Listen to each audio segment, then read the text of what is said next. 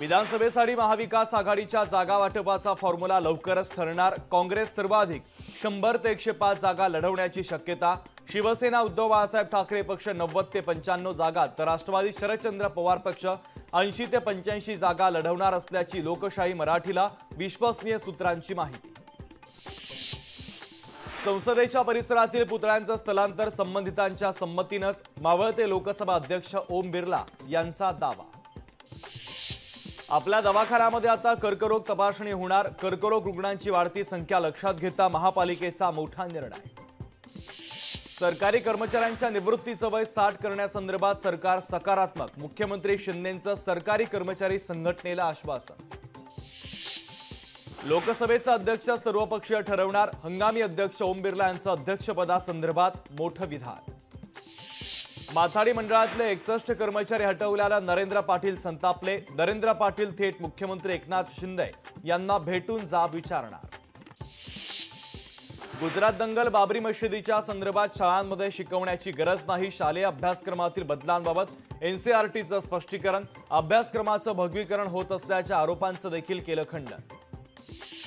राज्यभरात पावसाची उसंत। पावसाने विश्रांती घेतल्यानं उन्हाचा चटका वाढला। 24 तासात तुरळक ठिकाणी हलक्या सरींची शक्यता।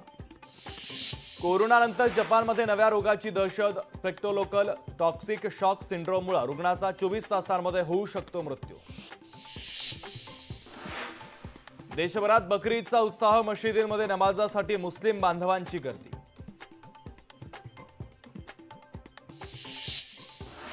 राज्य सरकारचं शिष्टमंडळ वडीगोद्रीमध्ये जाणार। मराठा समाजाला ओबीसी प्रवर्गातून आरक्षण देऊ नये या मागणीसाठी हाके आणि वाघमाऱ्यांचं वडीगोद्रीत उपोषण।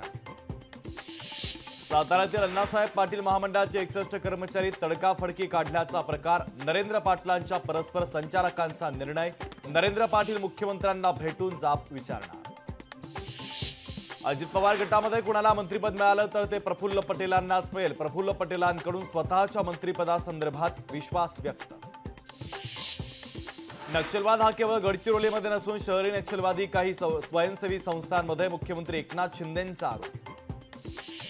समता परिषदेची मुंबईत आज तातडीची बैठक। वांद्रेमधील एमईटी संस्थेच्या संकुलामध्ये बैठकीचं आयोजन। छगन भुजबळ काय भूमिका घेतात याकडे सर्वांचं लक्ष। पोलीस भरतीमध्ये अर्ज केलेल्या उमेदवारांना दिलासा। एकाच दिवशी मैदानी चाचणी असलेल्या उमेदवारांना पुन्हा संधी मिळणार। 4 दिवसांच्या अंतरानं पुन्हा मैदानी चाचणी देता येणार। राज्यामध्ये सीईटीचे निकाल जाहीर। 37 विद्यार्थ्यांना 100 पर्सेंटाईल। यामध्ये खुल्या प्रवर्गातील 18 विद्यार्थी आणि ओबीसी प्रवर्गातील 8 विद्यार्थ्यांचा समावेश। पैठण तालुक्यातल्या 119 अंगणवाडी सेविकांचा काम बंदचा इशारा। 391 अंगणवाडी सेवकांचे प्रवास भत्ते देयक न मिळाल्यानं काम बंदचा घेतला निर्णय। पावसाळ्यापूर्वी रस्त्यांच्या काँक्रिटीकरणाचं मुंबई महापालिकेचं उद्दिष्ट फोल। फक्त 15% रस्त्यांचं काँक्रिटीकरण पूर्ण झाल्याचा दावा। माडाच्या मुंबई मंडळाच्या 173 दुकानांसाठी 27 जूनला ई लिलावातून मुंबई मंडळाला किमान 125 कोटी रुपये मिळण्याची शक्यता। एसटी बसचे पास विद्यार्थ्यांना शाळेमध्येच वितरित करण्याचा एमएसआरटीसीचा निर्णय। राज्यभरातील लाखो विद्यार्थ्यांना परिवहन महामंडळाचा महत्त्वाचा दिलासा। महानिर्मितीच्या 4550 कोटी रुपये गुंतवणूक असलेल्या औष्णिक वीज प्रकल्पात तांत्रिक दोष। दीपनगरमधील 660 मेगावॅटचा प्रकल्प कार्यान्वित होण्यापूर्वीच प्रकल्पाला लागला ब्रेक। पाऊस लवकर पडल्यानं जळगावातील शेतकरी सुकावले। खरीप हंगामात 7.5 लाख हेक्टरपेक्षा अधिक पेरणी तर यंदा पेरणीला लवकरच सुरुवात। राज्यात पावसाचा जोर ओसरल्यानं उन्हाचा जोर पुन्हा वाढला तर मध्य महाराष्ट्र, मराठवाडा आणि विदर्भात तुरळक ठिकाणी मध्यम स्वरूपाच्या पावसाचा इशारा। लोकशाही मराठी ऐका, पहा, जागरूक रहा।